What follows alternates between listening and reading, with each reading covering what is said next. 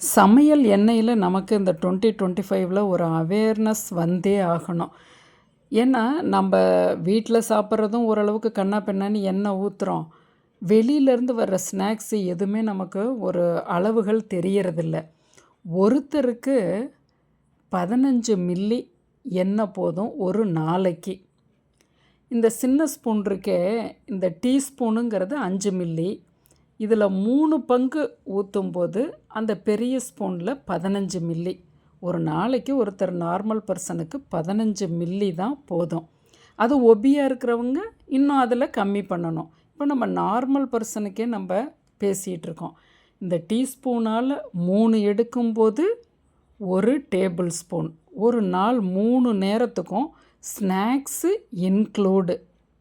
ஏன் நாம் இந்த அளவுக்கு கொண்டு வரணும்? 15 மில்லி எண்ணெய் தான் ஏன் நம்ம சாப்பிட்ணுன்னா, இன்றைக்கி ஒரு மாதிரி தாறுமாறாக நம்ம போயிட்டுருக்கோம். அந்த காலத்துலலாம் ஒரு தோசை சுட்டாங்கன்னாவே அதை ஒரு பிரமாதமாக, இன்றைக்கி தோசை மட்டும்தான் குழந்தைங்களுக்கு பிடிக்குது. அவங்களோட சேர்ந்து நாம்ளும் அந்த இட்லி அவிக்காமல் தோசையே சாப்பிட்டுக்கிறோம்.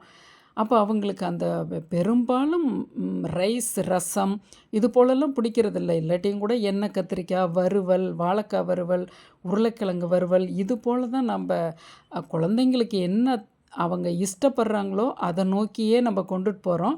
ஏதோ ஒரு நாள் பிள்ளைங்க ஏதோ கொஞ்சம் உடல்நிலை சரியில்லைன்னா, நான் சொல்கிறத கேட்க மாட்டேங்கிற அது இதுன்னு ஒரு நாள் பிடிச்சி நம்ம திட்டுறோம். அப்படி இல்லை, நம்ம சிறு குழந்தையிலேருந்தே நம்ம அவேர்னஸ் கொண்டு வரும்போது தான் அவங்க அந்த 30-35 வயசு சம்பாதிக்கிற வயதில் சம்பாதிக்கிற காசை கொண்டுட்டு போய் இதில் கொடுக்க மாட்டாங்க ஹாஸ்பிட்டலில். ஏன்னா ஹாஸ்பிட்டல்னால் வலிஞ்சு நிற்கிறாங்க. இன்னும் எத்தனை டாக்டர் படித்தாலும் நம்மளுக்கு டாக்டருங்க தேவைப்படுறாங்கங்கிறது போல் எந்த ஹாஸ்பிட்டல்லையும் பாருங்கள் அவ்வளோ மக்கள் கூட்டம். அதுக்கு 1000 காரணங்கள் இருந்தாலும் ஒன்று நம்ம சாப்பிட்றத முக்கியமாக கருத்தில் வைக்கணும்.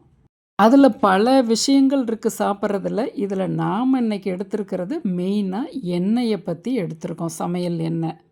சமையல் எண்ணெய்ங்கும்போது நாம் கடலெண்ணெய், நல்லெண்ணெய் கொஞ்சம் கொழுப்பு இருந்தாலும் அது நல்ல கொழுப்பு HDL. நமக்கு கெட்ட கொழுப்பை தான் கரைக்கணும். அதனால் கொஞ்சமாக உபயோகிச்சுக்கலாம். ஏன்னா நம்ம ரொம்ப விலை கொடுத்து வாங்கினா கூட நம்ம உடம்புக்கு கொஞ்சம் தான் தேவை. நாம் தாறுமாறாக சேர்த்துக்கிட்டு இருக்கோம். அதை கண்டிப்பாக கம்மி பண்ணணும். சிறு குழந்தைகள்லையே ஒரு மாதிரி அன்லிமிட்டடாக எல்லாமே சாப்பிட்றதால, வறுத்த உணவாக சாப்பிட்றதால ஒபிசிட்டி வந்துடுது. உடம்போட உறுப்புகள் எல்லாமே கொஞ்சம் பலகீனமாகுது. 30-35 வயசில் ஹார்ட் அட்டாக்கு அப்படின்லாம் சொல்கிறாங்க. இப்போ பரவலாக அதை நம்ம கேள்வியும் படுறோம். அதுக்கு நாம்ளே 1008 காரணங்களை ஆனால் நமக்கு சப்போர்ட்டாக கற்பிச்சுக்கிறோம். அதுவுமே நம்ம பண்ணுறோம். இந்த கண்ணாடி குடுவையில் ஊற்றும்போது கூட உங்களுக்கு எண்ணெயோட அளவு தெரியாது. நான் ஒரு சில்வர் கிண்ணத்தில் நான் ஊற்றி காமிக்கிறேன் பாருங்கள். நம்ம இந்த எண்ணெயே இவ்வளவு தான் சேர்க்கணுங்கும்போது அதுக்கப்புறம் நம்ம ஐஸ்கிரீம் சாப்பிட்றோம், ஸ்வீட்டு உணவு சாப்பிட்றோம், நெய் நிறைய சேர்த்துக்கிறோம். இதெல்லாம் இல்லாமையே நாம் இந்த அளவுக்கு நம்ம சேர்த்துக்கும் போதே இதெல்லாம் நம்மளால் நினச்சே பார்க்க முடியல. இதுதான் ஒருத்தருக்கு ஒரு நாளைக்கு அப்படிங்கிறது. ஆனால் கண்டிப்பாக இந்த ஜோனுக்குள்ளே வரும்போது தான் நம்ம இளைய தலைமுறையை ஆரோக்கியமாக கொண்டுட்டு போக முடியும். அதாவது நார்மல் எடை கொண்டவங்க நீங்கள் இந்த டேபிள் ஸ்பூனில் 1.5 டேபிள் ஸ்பூன் ஒரு நாளைக்குன்னு வச்சுக்கலாம். அப்போ உங்களுக்கு ஹார்ட்லேருந்து எந்த பிரச்சனையுமே வராது. எல்லா உறுப்புகளும் நல்லாயிருக்கும். அப்போ நீங்கள் ஒரு நாளைக்கு அதாவது ஒரு மாதத்துக்கு 3/4 லிட்டர் எண்ணெய் வச்சுக்கலாம். நல்லெண்ணெய், கல்லெண்ணெய், நெய் கலந்து 3/4 லிட்டர்.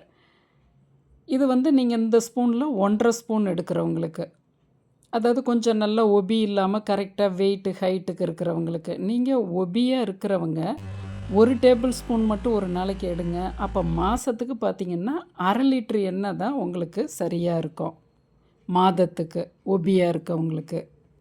உடல் எடையை குறைக்கணும்னு விரும்புகிறவங்க கண்டிப்பாக அந்த எண்ணெயில் மட்டும் நீங்கள் ஃபோக்கஸ் பண்ணி பாருங்களேன். அதோட கொஞ்சம் நைட்டானால் எண்ணெய் போடாமல் என்ன ஃபுட்டை சாப்பிட்றது அப்படின்ட்டு கொஞ்சம் சேலடு அது போல் சாப்பிட்றது, அவிச்ச உணவு, கொஞ்சம் கொஞ்சமாக நம்மள மாற்றிக்கும்போது நீங்கள் எக்ஸசைஸோ இல்லை உங்கள் வயசுக்கு தகுந்த மாதிரி ஜாக்கிங்கோ, சின்ன பிள்ளைங்களா இருந்தால் படிக்கட்டில் இரவு நேரத்தில் ஏறி இறங்கி ஒரு 20 நிமிடம் 40 நிமிடம் எக்ஸசைஸ் வாக்கிங் போகிறதுக்கு ஒரு 20 நிமிடம் சின்ன பிள்ளைங்க ஒபியாக இருக்கவங்க அப்படி பண்ணலாம். 40 வயசுக்கு உட்பட்டவங்க நாம்ளே நம்மளோட ஆக்டிவிட்டீஸை கொஞ்சம் மாற்றிக்கும்போது வீட்டில் உள்ள வேலைகளை நாம்ளே செய்கிறது, இதெல்லாம் நீங்கள் பண்ணும்போது கண்டிப்பாக உடல் எடை குறையும். குறுகிய நேரத்தில் உடல் எடை குறையணுங்கிறத விட்டுட்டு எண்ணெயில் ஃபோக்கஸ் பண்ணி கொஞ்சம் உங்களோட டெய்லி எக்ஸசைஸையும் கொஞ்சம் அதிகப்படுத்துங்களேன். கண்டிப்பாக உடல் எடை முதல்ல ஏறாது. அதுக்கப்புறம் பார்த்திங்கன்னா 3 மாதத்துல 1.5 கிலோவிலேருந்து 2 கிலோ இறங்குன எடை அதை ஸ்டாண்டர்டாக இருக்கும். அதுபோல் நீங்கள் இதை கொஞ்சம் நீங்கள் அதை மெனக்கட்டு ஒரு 21 நாள் கடைப்பிடிச்சு பாருங்கள். ஒபியாக இருக்கிறவங்க 1 டேபிள் ஸ்பூன் எண்ணெய் மட்டும் எடுத்துக்கிறீங்க. அதை 30 நாளைக்கு ஊற்றி வச்சுக்கோங்க. 1/2 லிட்டர் எண்ணெய் ஊற்றி வச்சுக்கோங்க. வெளியே இருந்து ஒரு தட்டு வடை சாப்பிட்றீங்களா, 1 டேபிள் ஸ்பூன் எண்ணெயை குறைச்சிருங்க. அதுக்கு தகுந்த மாதிரி மாற்றிக்கலாம் நம்ம சமையலில்.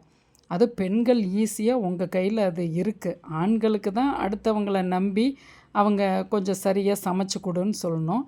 உங்களுக்கே அது தெரியும்.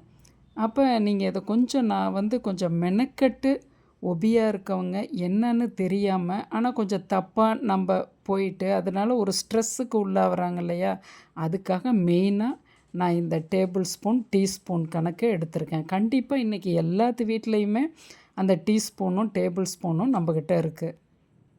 அதாவது டீஸ்பூனில் நீங்கள் அளந்துக்கிட்டிங்கன்னா ஒரு நாளைக்கு 3 டீஸ்பூனும், டேபிள் ஸ்பூனில் அளந்துக்கிட்டிங்கன்னா 1 டேபிள் ஸ்பூன்.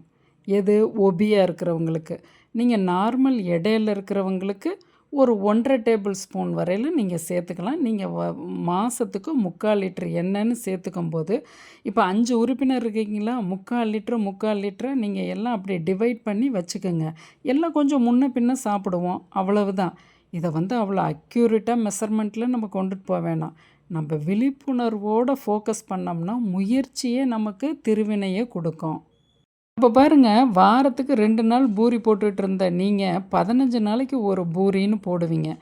அந்த கணக்கு பண்ணும்போது நமக்கு நான் இன்னும் கலோரி கணக்கெல்லாம் கூட சொல்லலை. ஒரு நார்மல் பர்சன் 2400 கலோரி அவன் உள்ளே இன்புட் கொடுத்ததை அவுட்புட்டு வெளியே எரிக்கணும் அப்படிங்கிறதெல்லாமே இல்லாமல், கலோரியெல்லாம் பயம் இல்லாமல் பயமுறுத்தாமல் எண்ணெயில் மட்டும் நீங்கள் ஃபோக்கஸ் பண்ணுங்களேன். அடுத்தடுத்து உங்களுக்கே அந்த உடல் எடை குறையும் போது அடுத்த விஷயங்களை நோக்கி நீங்கள் ஈஸியாக போவீங்க. வாரத்துக்கு 2 நாள் டின்னர் சாலடு சாப்பிடுங்க, 2 நாள் ஃப்ரூட்ஸ் சாப்பிடுங்க. அப்போ காலையில் மத்தியானம் உங்களுக்கு என்ன அப்படியே சேவ் ஆகுது பாருங்கள். இப்படி உங்களை அப்படி மாற்றிக்கிங்க. அப்போ ஈஸியாக நீங்கள் இந்த ஜோனுக்குள்ளே வர முடியும். கண்டிப்பாக ஒபியாக இருக்கிறவங்க என்னன்னு புரியல, ஆனால் ஏதாவது ஒன்று செஞ்சாகணுங்கிறவங்களுக்கெல்லாம் கண்டிப்பாக இந்த பதிவை கொடுங்க. எண்ணெயில் மட்டும் ஃபோக்கஸ் பண்ணி பார்க்கலாம். அதுக்கப்புறம் நம்ம எவ்வளோ கார்போஹைட்ரேட் எடுக்கிறோம், எவ்வளவு புரதம் எடுக்கிறோம் அப்படிங்கிறதெல்லாம் அடுத்தடுத்து உங்களுக்கே அதில் ஒரு விழிப்புணர்வு வந்துடும்.